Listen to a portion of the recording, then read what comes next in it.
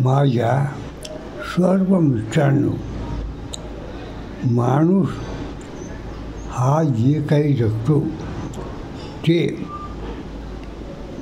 सुखासमाधानाने जीवन व्यतीत व्हावं म्हणून जगतो. आणि माणूस हा समाजशील प्राणी आहे. समाज व्यवस्था अस्तित्वात आली, निरनिराळ्या राज्यपद्धती आल्या. सध्या लोकशाही चालू आहे आणि लोकशाहीचं तत्व एकच, सर्वानुमते जी गोष्ट चांगली ती करायची आणि जी वाईट आहे ती सोडून द्यायची. पण आज घडीला अशी काही विचित्र परिस्थिती निर्माण झाली आहे. भोगवादी संस्कृती सगळ्यांनी स्वीकारायला लागली.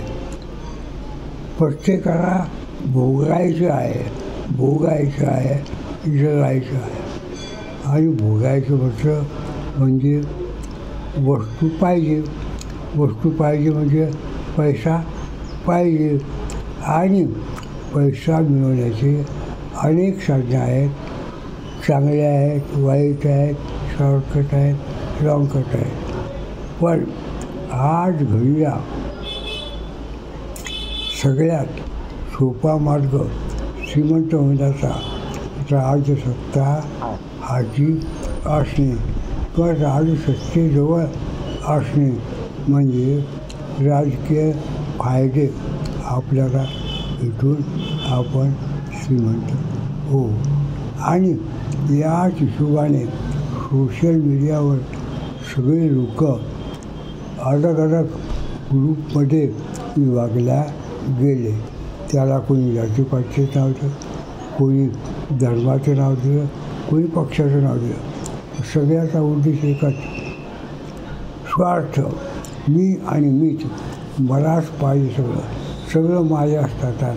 मला इशेकरी वाटेकरी कोणी नको. आणि ही सगळी गोष्ट वाईट आहे. म्हणून माझं असं म्हणणं आहे की लोकशाहीमध्ये जे अभिप्रेत आहे त्यानुसार प्रत्येकाला जगू द्यावं, स्वतः जगावं, एकमेकांना त्रास होऊ नये. ही धरा, पृथ्वी, निसर्ग कुणाच्या मालकीचा नाही. अहो, उलट आपण त्या निसर्गाची लेकरं आहोत. म्हणून या बापाला भंगार भिकारी करू नका, हिस्सा मागू नका. कष्ट करा, काम करा, कष्टाचे दाम घ्या आणि जगा. आणि मला वाटतं सानेगुरुजीने म्हटलं आहे, जगी हा एकच धर्म, जगाला प्रेम अर्पावे. फक्त प्रेम वाटा. शेवटी प्रेमच कामायचे. माझे रामदास खंडागळे.